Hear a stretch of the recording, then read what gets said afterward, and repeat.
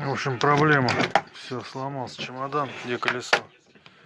Вот надо сделать. Ну что, делаем потихонечку.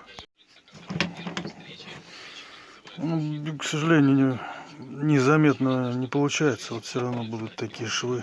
Вот. Но зато все будет держаться. Вот, все. Вот, все поднимаем. Короче, вот такая интересная работа. Изнутри тоже я все подклеил, подсобрал. И снаружи. Спасибо за внимание. До свидания.